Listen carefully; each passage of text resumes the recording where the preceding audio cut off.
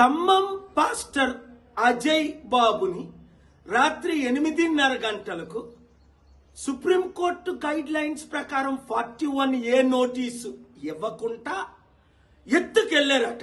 వెంటనే నాకు మెసేజ్ వస్తే ఒక ఎస్పీతో మాట్లాడి అక్కడ ఉన్న పోలీస్ సర్కిల్ ఇన్స్పెక్టర్తో మెసేజ్ పెట్టి ఆయన ఫోన్ ఆన్సర్ చేయకపోతే, అలాగే ప్రెసిడెంట్లు ఇతరులతో మాట్లాడితే ఇప్పటి వరకు అజయ్ బాబు ఎక్కడున్నాడో తెలియదు. ఎందుకు అరెస్ట్ చేశారు?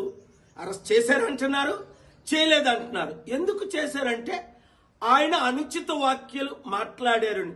ఎవరైనా ఏ దేవతలైనా ఏ దేవుళ్ళైనా ఏ మందిరాలైనా దూషిస్తే నేను దాన్ని ఖండిస్తున్నాను. అయితే ప్రవీణ్ పగడాల గురించి ఆయన మాట్లాడిన విషయాలు చూశారు. ప్రశ్నిస్తున్నాడు, ఇది హత్య, ఇదిగో మా దగ్గర ఇలాంటి రుజువులు ఉన్నాయని. అంటే ప్రశ్నించిన మీరు అరెస్ట్ చేస్తారా?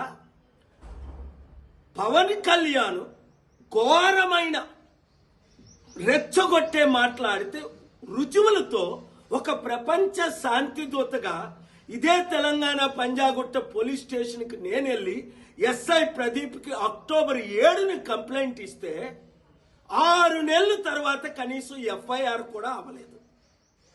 అయితే ఉప్పల్లో కె రవీందర్ రెడ్డి అట, ఒక హిందూ సంఘానికి ప్రెసిడెంట్ అట.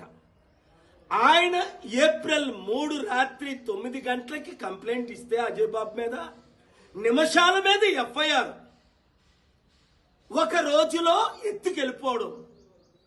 ఇది ఆర్టికల్ 14 వైలేషన్ కాదా? సమానత్వం ఉందా ఇక్కడ?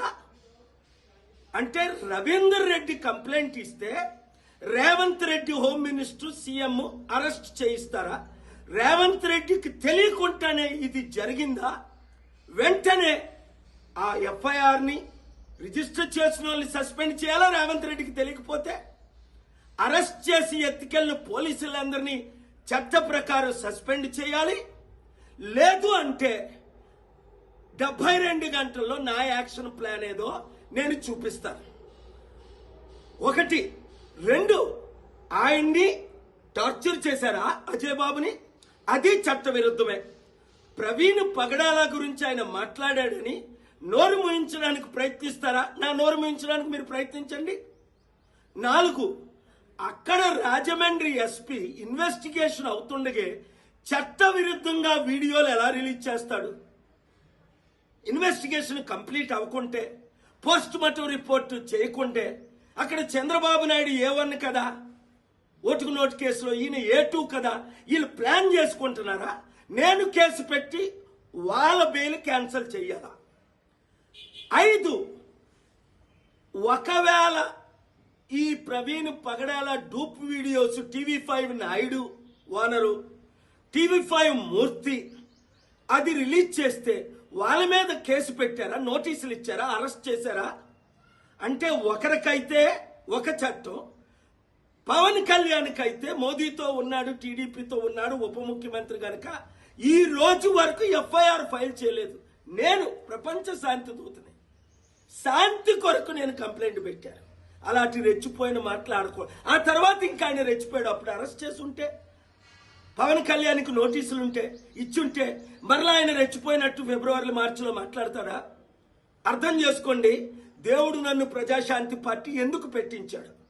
హిందువులారా, ముస్లింలారా, క్రైస్తవులారా కదలి రండి. 7569441275 గ్రూపులు పెట్టండి, కంప్లైంట్లు చేయండి. నాకు మీ కొరకు నేనున్నాను, సత్యం కొరకు నేనున్నాను. అది హిందువులకి, ముస్లింలకి, క్రిస్టియన్ ఎవరికి అన్యాయం జరిగినా వాళ్ళందరికీ పార్టీలు ఉన్నాయి, మనకున్నాయా?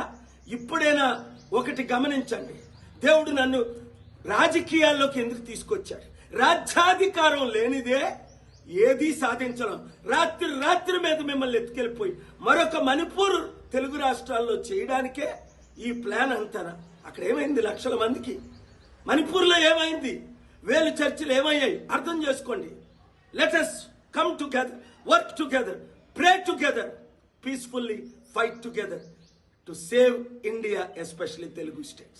Share this video until it reaches everybody.